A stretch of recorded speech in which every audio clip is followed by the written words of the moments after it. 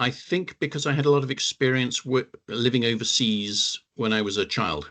In fact, my father was an academic rather than wasn't actually a diplomat, but he worked in Australia and in South Africa when I was a child, and that gave me the idea of working internationally. And the diplomatic service was one of the possible options, and so I took the civil service, kind of a general civil service entry, and ticked the box, and they offered me a job, and after that, it's always been more interesting than anything else that's been on offer. So it kind of worked a bit like that. I should say the second choice, if I hadn't got to that, that was still kind of going in the background, was actually to go and work as an accountant for Reuters. So I was always thinking of doing something international, and say it was a wonderful opportunity I was presented.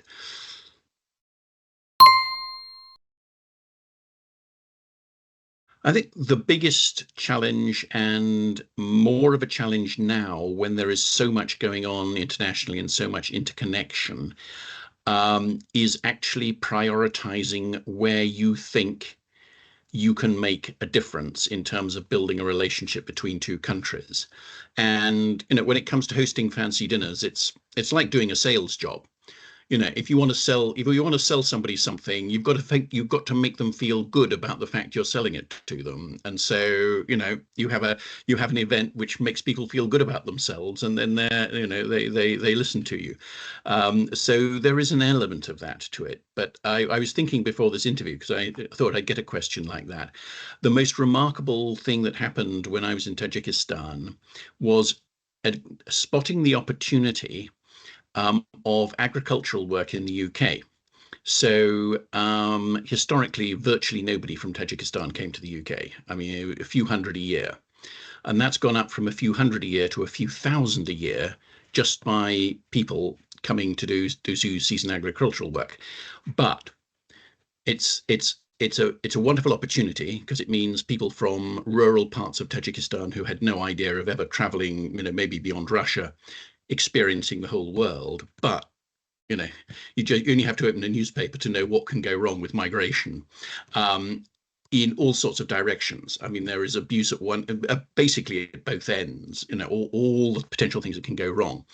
And so, as ambassador, one of the things I did was to arrange for us to do a project with the International Organization for Migration, working with the Tajik Labour Ministry, so that we had a mechanism in place, including with the Gangmaster and Labour Abuse Authority in the UK, so that we were able to manage those risks and make sure we got the benefits from, as say, a tenfold increase in the number of Tajiks going to the UK, making sure they have a good experience while they're in the UK. All that helping to build a relationship, but at the same time managing the risks. And it's also an example because it involved pulling together the UK response with, the Gangmaster and Labour Abuse Authority who do these issues in the UK, and linking that to development and everything else. So it's spotting those kind of opportunities where there's a risk that needs to be managed or a connection that needs to be made, and that's really what the job's about. So a lot of horizon scanning to spot those opportunities and then jumping on them when you see them.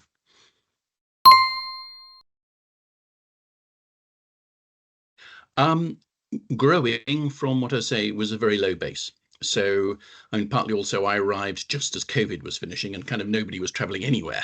So it's perhaps a little bit, it really was. But the great game in the 19th century drew the line between the Russian Empire and the British Empire, or it was Afghanistan as a protectorate of the British Empire.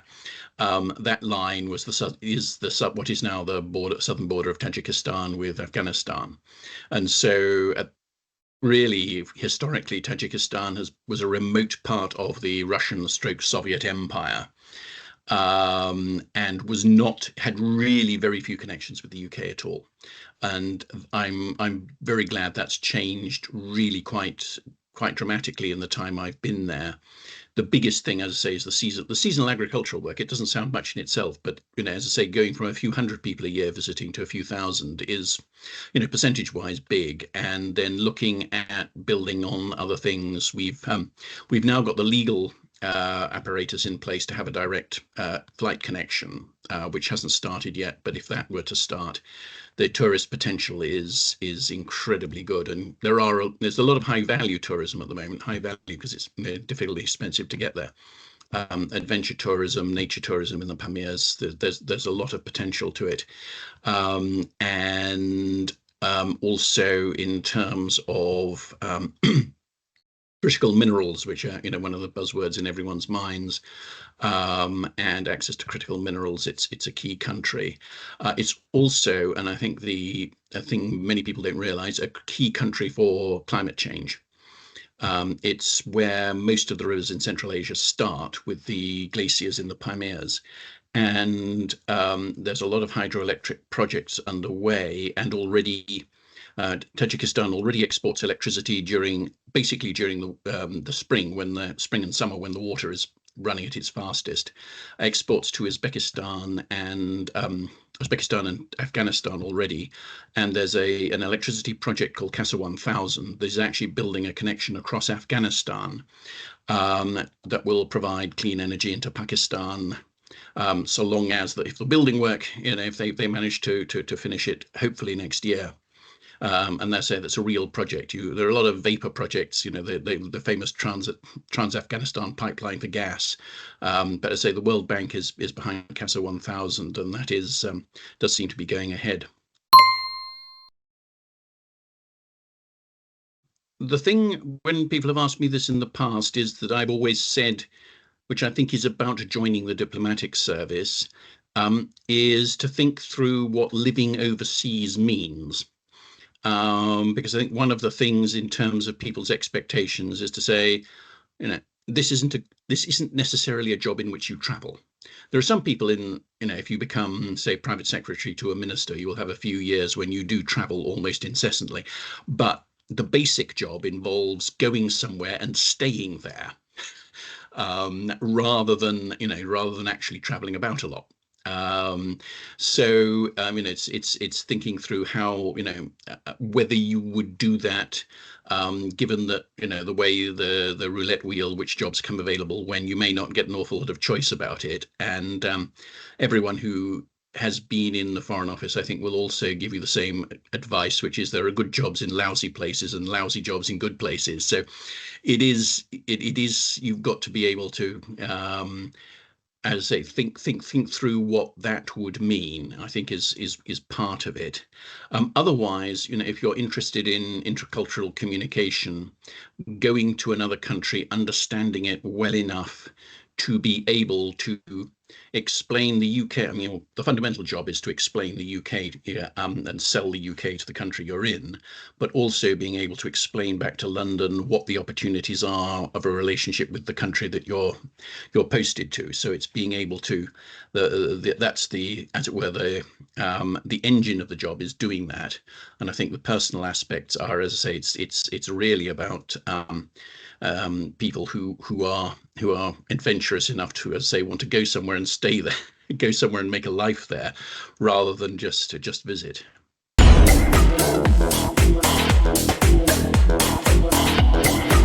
Favorite place to visit in the UK? Cambridge. A secret hobby that you possess? I wouldn't be I'm just trying to think. Secret, huh? Collecting banknotes. A political figure that you admire? Wolfgang Schäuble. There's a new one for you. A language that you'd want to learn, maybe in the near future?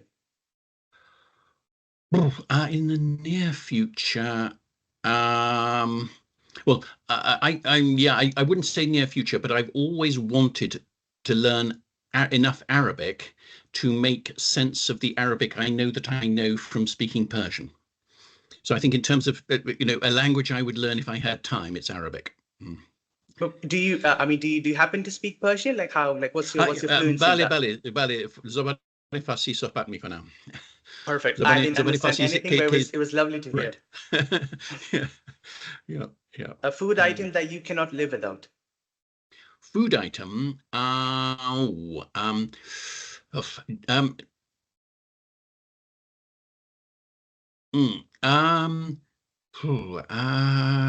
Just trying to think what I imported when I was in Tajikistan. Probably, I think marmalade. And the last one, your favorite song that you always listen to.